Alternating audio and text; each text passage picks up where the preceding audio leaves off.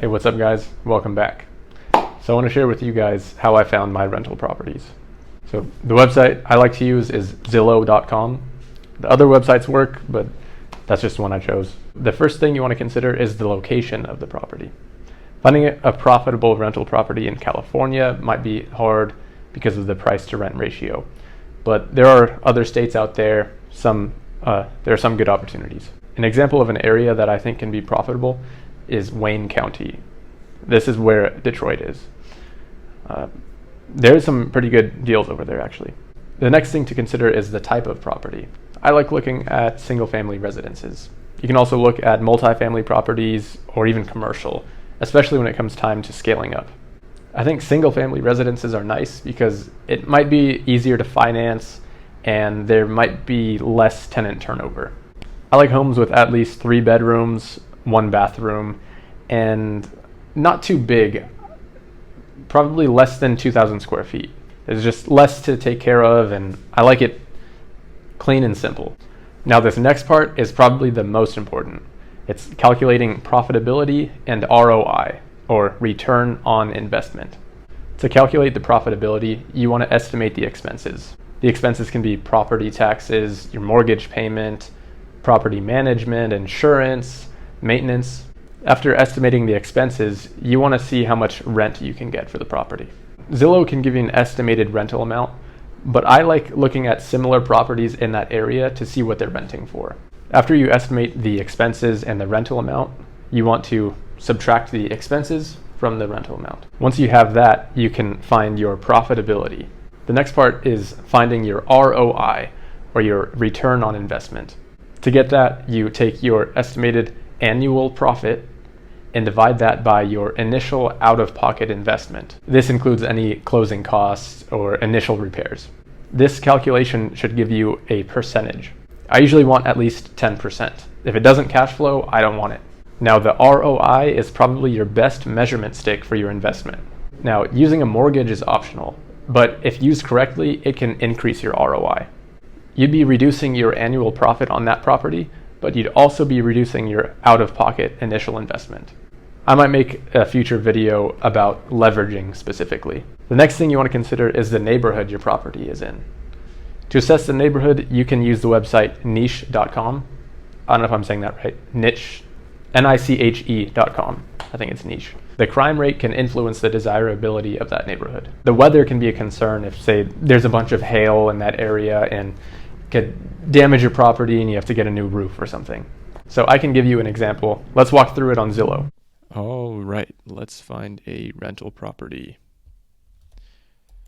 We can look in Wayne County in Michigan. This is just an example of an area that might be profitable. There are definitely other areas that can be profitable. And this changes. Sometimes other areas have better deals than others, but this is just an example. And I bought some properties here a few years back, and I think the prices have gone up since, but we'll still look anyway. So I want to do a single family residence, at least 3 bedrooms. We'll do between 50,000 and 150,000. We'll see what we get.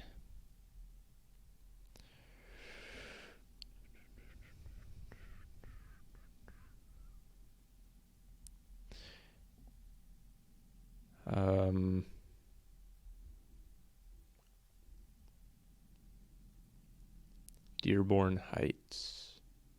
I think that's a better area. The interior looks okay. Not great. But not bad either. We can look at what Zillow estimates the rental amount would be. And 1189. Yeah, you could probably get 1100 for for that area. Property taxes are probably about 3%. The purchase price is 100,000, then 3,000 a year, 250 a month. So we can just calculate to see if it cash flows without a mortgage. So you could rent it for about 1,100 a month, and you can get so the 250 a month property taxes and some insurance and maintenance. It'll you could clear about 750 a month or 9,000 a year, and your purchase price is about 100,000. But you can negotiate that price probably a little bit. But then you'll have closing costs and probably some minor repairs initially. So let's say your out-of-pocket investment would be 104,000. So you'd be getting about 8.5%, something like that, which that's pretty good. That's unleveraged. So if you want to see what it would be if you got a mortgage, lenders now they want about 25% down for an investment property. If you get a primary residence, if you're a first-time home buyer, you can probably get like a 3.5% down payment or something. And the down payment requirement changes. I think right now it's 25% down. And so let's say we're going to finance 75% of that, which is 75,000. And the calculation I use is I'll multiply the loan amount by 0.005 to get the monthly mortgage payment. This is really rough, and it changes as interest rates change. And this is probably a little conservative for now. So it would cost about $375 a month for principal and interest, and the property taxes are about $250, and let's say insurance and maintenance. So your expenses would be say $750 a month, and you can rent it out for $1,100. So you can profit about $350 a month or $4,200 a year, and so profit about $4,000, but your investment is not $100,000. It is about 25% of that plus closing costs and some repairs. Let's say $30,000 out of pocket, and what did we say? Yeah, let's say $4,000 a year profit and $30,000 initial investment that you're actually putting out of pocket. So 13% return on investment leveraged. That's pretty decent. I usually try to do better than that. But let's see what else we have. Let's keep it moving. I think we'll have better luck in the range less than 100,000. Where's this one?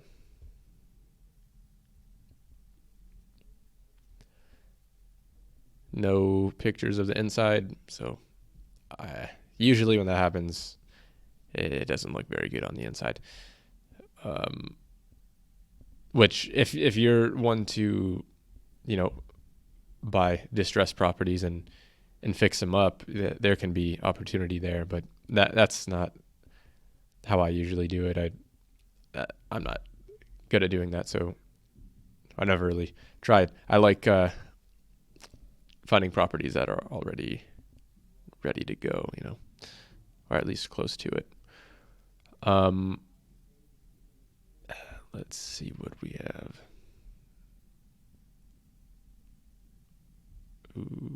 Okay.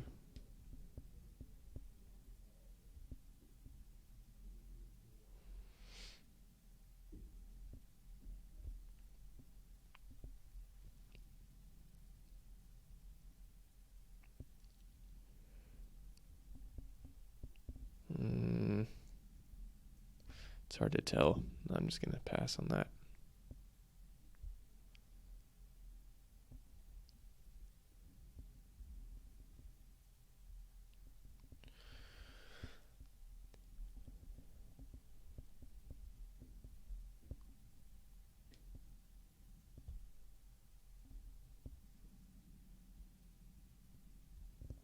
Nope.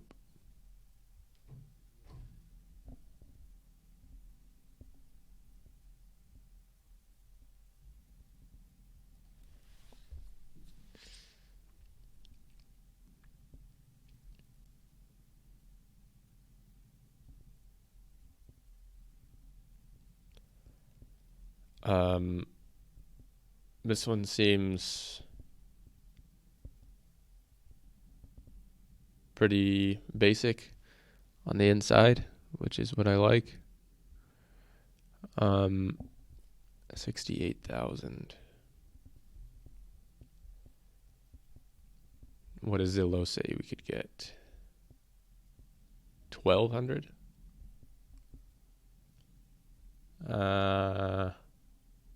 I don't know if you get 1,200 for that.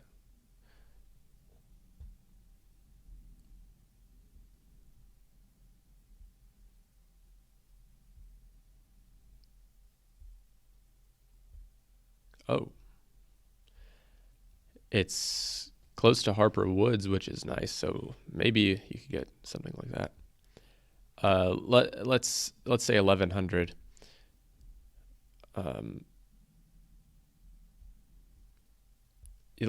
Let's do some calculations here. So let's say the taxes are 3.5% over there, 200 a month.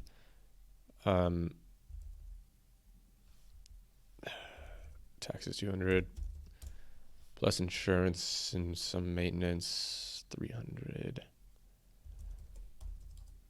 So you could clear about 800 a month or 9,600 a year, and purchase price 68. Say after closing costs like 72,000 or something.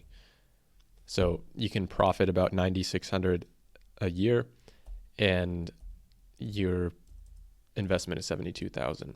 So that's 13% unleveraged. That's without a mortgage.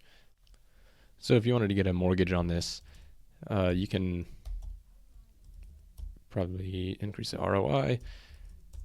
Cost about, let's say it costs $550 or $600 a month, and you can rent it out for, what did we say?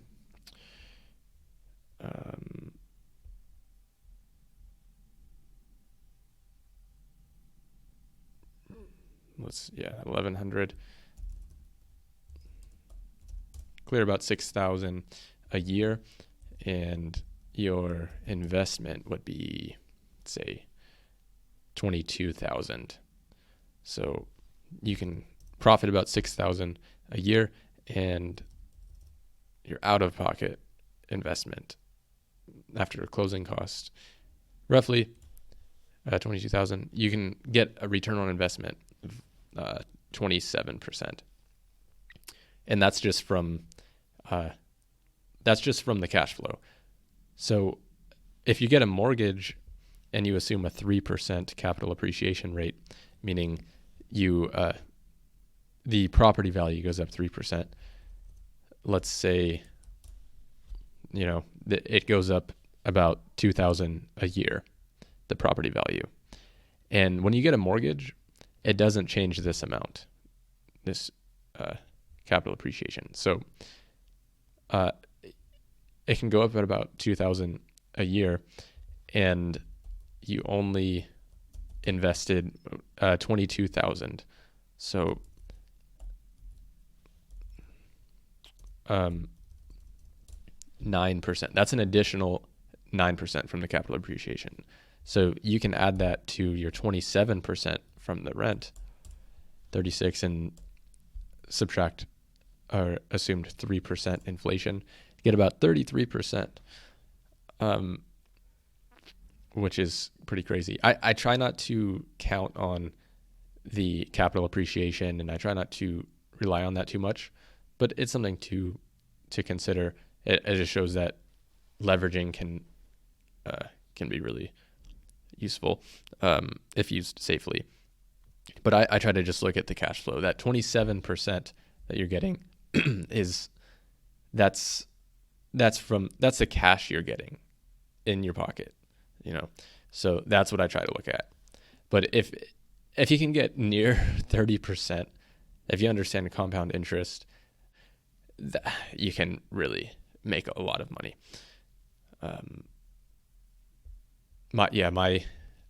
I try to get at least 10% unleveraged, but yeah, if you can get 20, close to 30%, man, you can really watch your money grow over time. Those numbers look pretty nice. And let's look at this. And this is pretty large. And it's pretty nice inside. It's I don't. It needs. Yeah, it's okay. It needs a little work. You always want to get that inspection. That's important.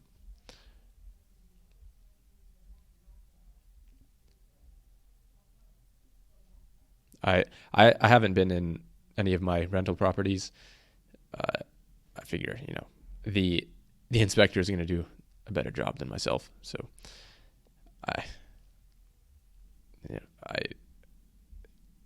that inspection is important. So 75,000. What can you rent this for? That's a lot. I mean, rent prices have gone up, property values have gone up. So, I mean, I don't know. We can look,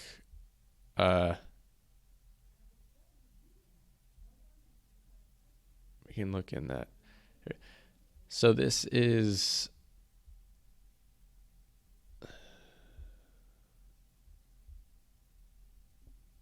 I'm not too sure.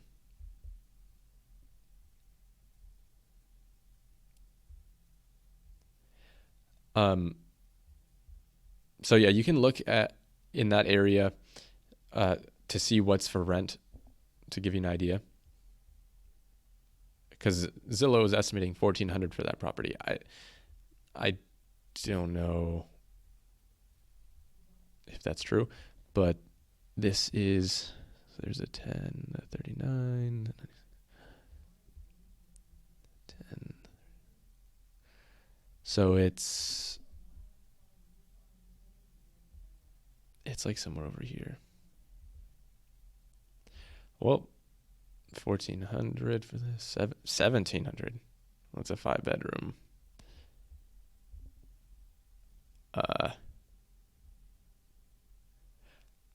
I mean, maybe. Dang, that's a lot.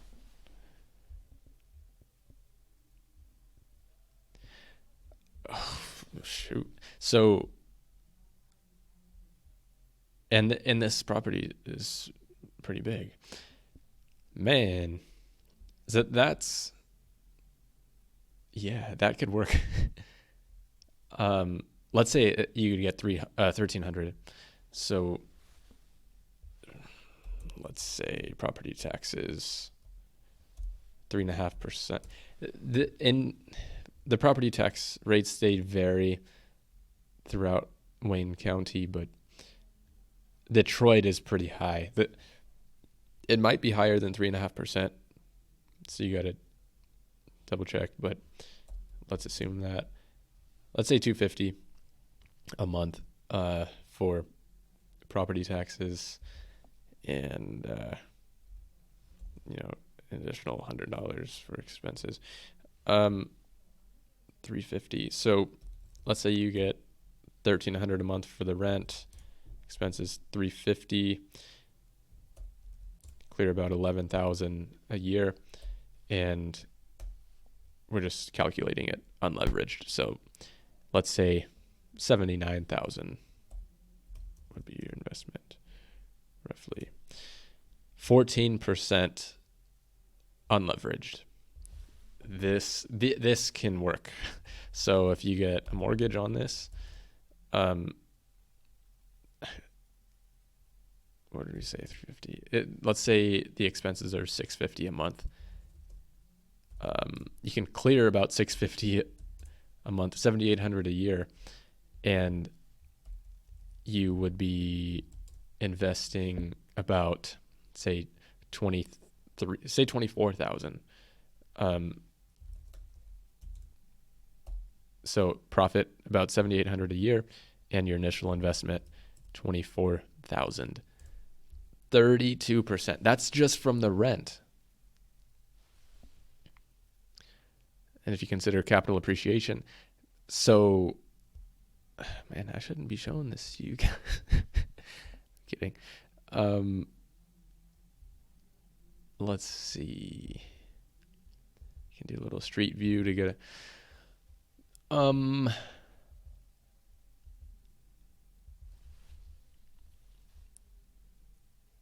no, it's okay. Those numbers though, that looks pretty good. You want to have a wide margin like that. So maybe let's say you couldn't get 13. Let's say you'd only get 1,000 a month, and your expenses were 350. You clear 650, cleared 7,800, unleveraged, 9.8%. That's being conservative. That's unleveraged 9.8%. I think you can probably get more than 1,000 a month. For this property, dang. And you leverage, yeah, that looks pretty good if you ask me. I mean, so yeah, maybe now's probably not the greatest time to be investing, if you ask me. But if you find a deal, you find a deal. And I'm just showing you the process of, kind of what to consider. You want to go on different websites, do your research, and, use a local agent and get an inspection just to make sure. And there are different areas that also have opportunities. But this is just an example of the process. So, yeah. Yeah, there you go. That should do it. Anyway, that was just a brief overview to give you an idea. So hopefully it helps. That's all I have for today. I'll probably make more videos in the future, like about leveraging, about managing your property out of state, different things like that. So if you have any questions, let me know. That's all I got for today. Later.